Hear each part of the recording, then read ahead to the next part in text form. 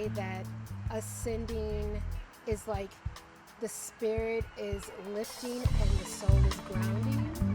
And that I feel that as I'm moving up with self and becoming more aware of self, that I'm becoming more grounded in self at the same time.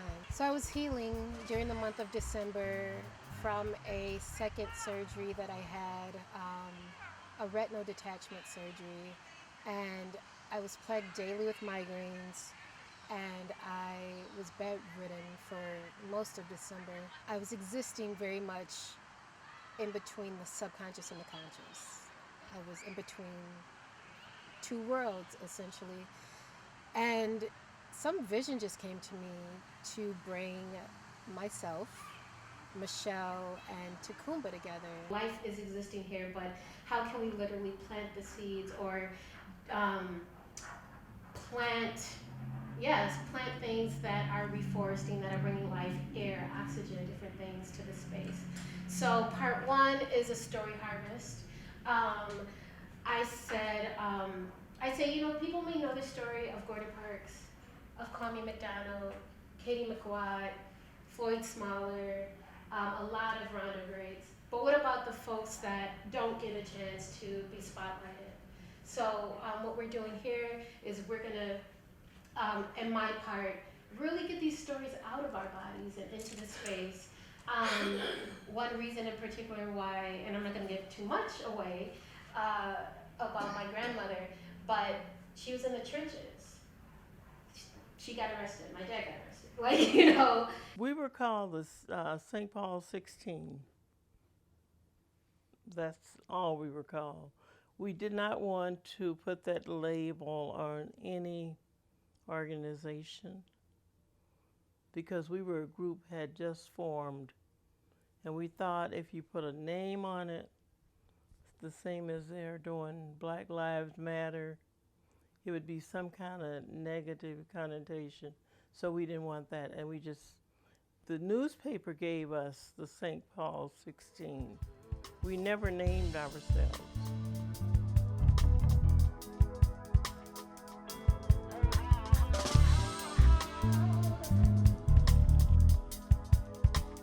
Again, like I-94, it's divided again. I-94 came through. We were down on Lower Central, and by the time we moved to 952 Dayton, a year later, they had moved maybe to Snelling on I-94, but they were buying people's homes, and so the homeowners were moving out. 1 in 3 youth are affected by diabetes, and I was diagnosed officially with diabetes when I was 19, and I'm now 33. So I've had it for 14 years, and I know that diabetes is something that is so prevalent in my community, the Black community, the Native Indigenous community, and again through this project, such healing I feel can come out of it in various forms. I feel that diabetes is ancestral trauma, and that through this project I've examined ancestral trauma and the healing that I think I know needs to happen now, so that those coming after us don't have to go through these same things because of the ways in which we've healed and unpacked the trauma.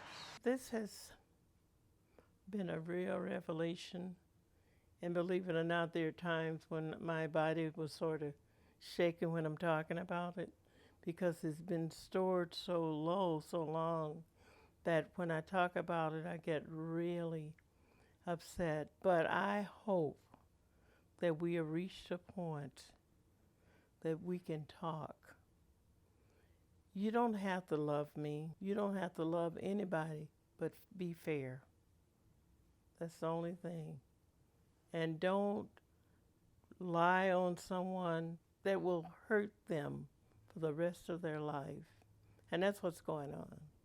Years ago, right before I feel like I became woke, I was hospitalized for the first time for my diabetes, and my body literally shut down.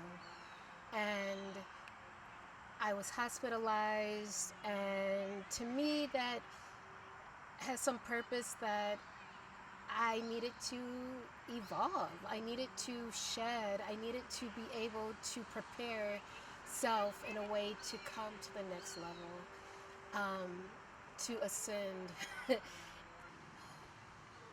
Rondo is so much more than I think what it appears to be.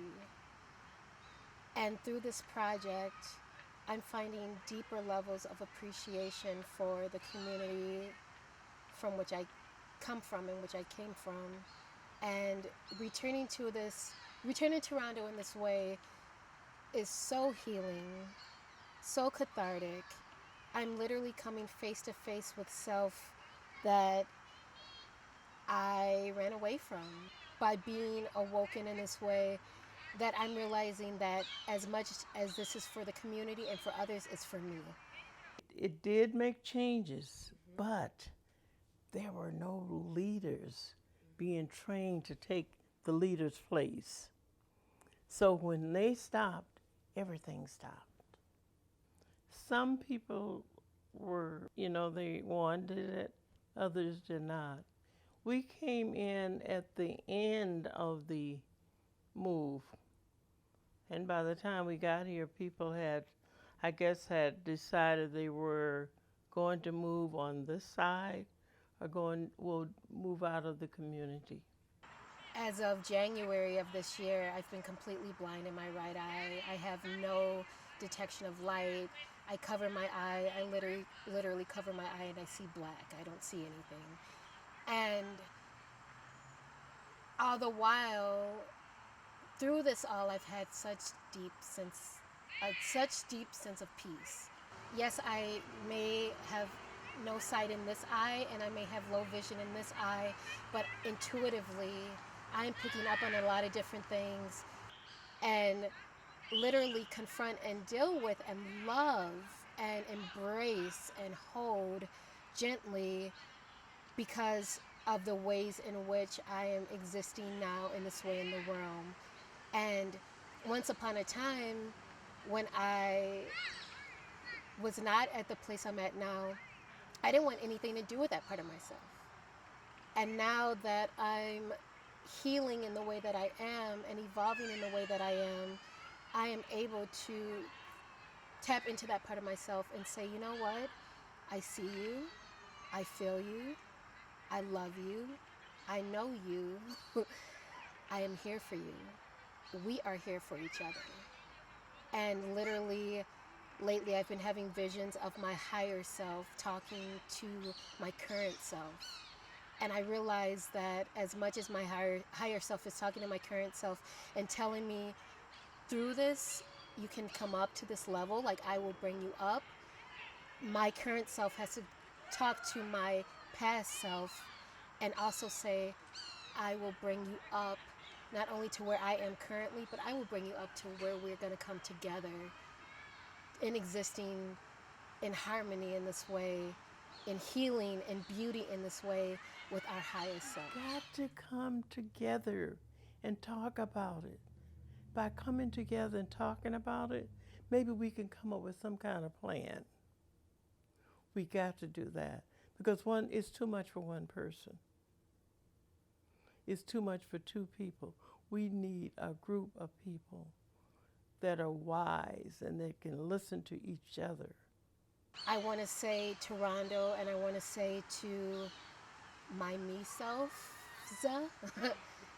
that you're loved and that we are here and we are beautiful and we are peace and we are blackness and we are complex and we are magical and what shall be and we are a force to be reckoned